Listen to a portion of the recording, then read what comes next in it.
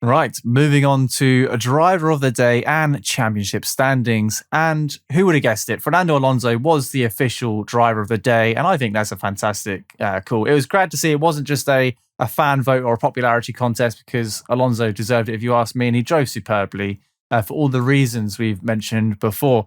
Now, some mentions of other drivers who've done quite well. Perez cutting his way through the field from a terrible qualifying position, so he should have never had the opportunity to cut through the field, but he did during the race, and I thought he did a fantastic job. Ocon did a fantastic job as well. The two Ferraris scoring points, and I thought Norris did okay. I know he started in P4, was it, before the penalties? And then had that untimely pit stop. He only boxed the once, but had that unscheduled pit stop, so that might have thrown the McLaren strategy out the window. I think it's good that he's still scored a couple of points and managed to bring it back in, even though he did have a puncture.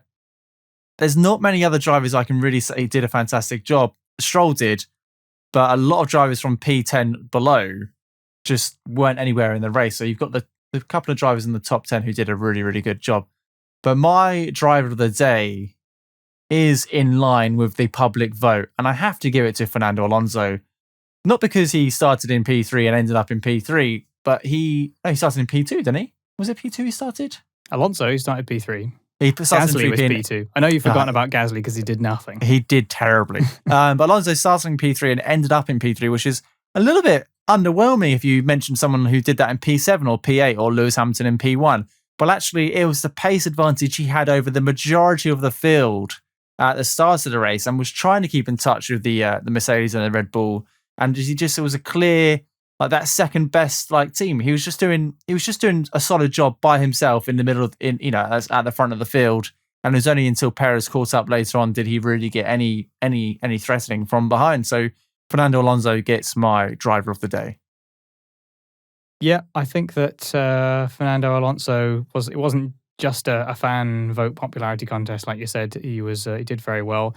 That said, I think that Fernando Alonso has received enough plaudits in his lifetime, and I do like to use driver of the day to shout out a good underrated performance if I can. I'm a little bit disappointed that you passed over my driver of the day so quickly. I'm going to give it to Lance Stroll. I think he had an incredibly underrated drive in this race, and barely anyone has talked about it. I find it really strange. He started P12 and finished P6, ahead of his teammate, ahead of both Ferraris. It's his best finish of the season so far. Really? I don't actually know how he got past Sainz. I think it must have been to do with the pit stops, or maybe he sort of successfully... You must have been watching the crowd. Yeah, maybe. But he had a really good start as well. He was up 2 places at the beginning. He had a really nice overtake on Tsunoda for P9.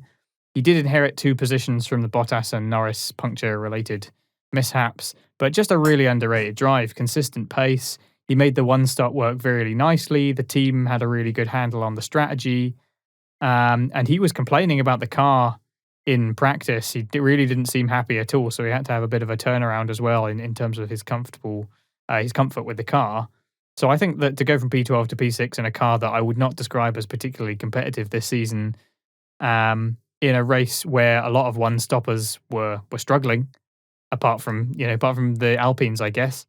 But Stroll had a really underrated drive, so I'm going to give him driver of the day to give him a good shout out for his best result so far this season.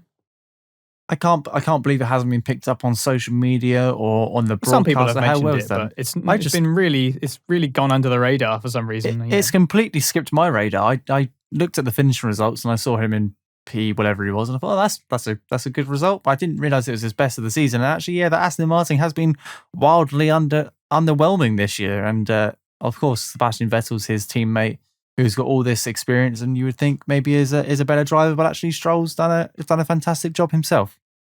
And I've mentioned before that I think now with a few more rounds passed by, I don't think it's necessarily the case anymore. I'll have to double check the stats, but certainly at one point, Stroll was the more consistent points finisher. Vettel had the big ticket finishes because he had a P2 in Azerbaijan, and he almost got another P2 later on that was obviously taken away from him. But Stroll had the more consistent points finishes than he did. So I think he's been pretty underrated this season. And that car, let's face it, the Aston Martin's not been great. So he's been doing what he can with it. And yeah, that's why he's my driver of the day.